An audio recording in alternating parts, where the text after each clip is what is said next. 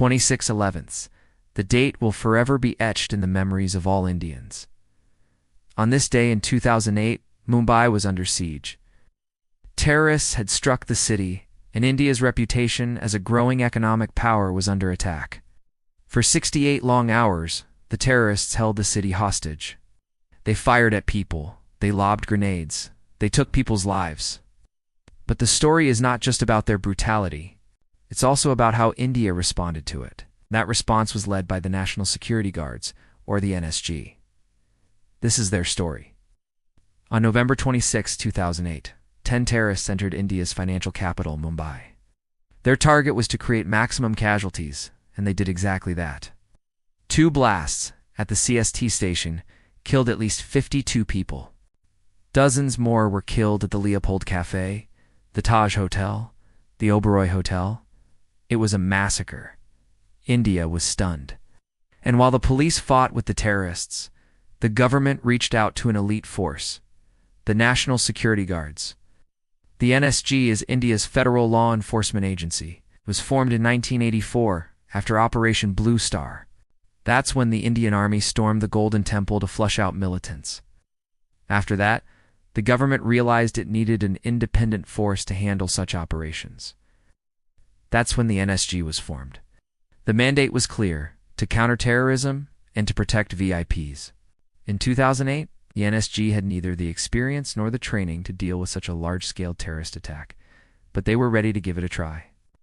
At around 1 a.m. on November 27, 2008, 2 teams of commandos reached the Taj Hotel. One of their first tasks was to evacuate the hotel's general manager, his wife and son. All 3 were hiding in the basement. We now know that one of the terrorists had taken the general manager's room as their base. They wanted to use him as a human shield, but the NSG men managed to get the family out.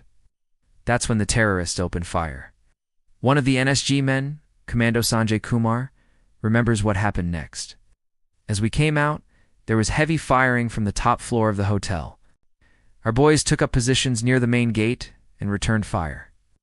There was an exchange of fire for about 10 minutes, after which the firing from the hotel stopped. This was just the beginning. Over the next 10 hours, the NSG carried out multiple such operations. They rescued hostages from the Oberoi Hotel.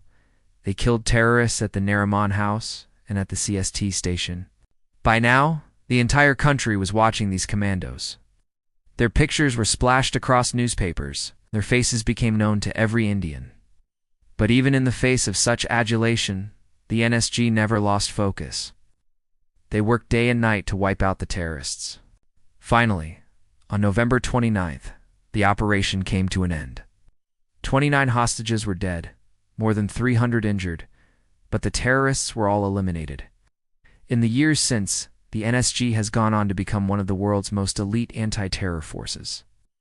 Their men have received training from the best in the world: the British SAS, the American SWAT, and the Israeli Sayeret Matkal. Today, the NSG has a total strength of around 15,000 personnel. There are specialized units to tackle any kind of threat: a bomb disposal squad, a dog squad, a sniper unit. But what makes the NSG truly special is its ability to adapt and improvise. Just ask Lieutenant General Dushyant Singh Khatak. He was the commanding officer of the NSG during the Mumbai attacks. When his men stormed the Taj Hotel, they found a swimming pool on the top floor. It wasn't really a hazard, but it could have been used by the terrorists to escape. So what did the NSG do? They improvised. They jumped into the swimming pool and eliminated the threat. Tell us something. Have you heard of the Black Cat Commandos? Well, if you're impressed by their bravery, share this story with your friends and family. Relive those heroic moments once again. You can tell them about the time the NSG rescued 150 hostages from a hijacked plane. We were talking about Indian Airlines, Flight 814. It was traveling from Kathmandu to Delhi when terrorists hijacked it. The terrorists demanded the release of a Sikh militant, but the Indian government refused. For the next 7 days, the plane remained in the terrorists' control. But on Christmas Day, the NSG stormed the plane and rescued all the hostages. Or you can tell them about the 2014 surgical strike. India had just lost 18 soldiers in the deadliest militant attack in Jammu and Kashmir's history. The attack happened in the town of Uda. A group of 200 militants had attacked an army convoy. They killed 18 soldiers and left 30 others injured. India responded with a surgical strike across the border in Pakistan. Special forces carried out strikes at 7 target locations. These included militant launch pads and command and control centers. The operation was called a success. These are just 2 instances of the NSG's bravery. They've carried out countless operations to protect India's citizens. They've protected visiting dignitaries, they've rescued hostages, they've eliminated terrorists. And through it all, they've remained in the shadows.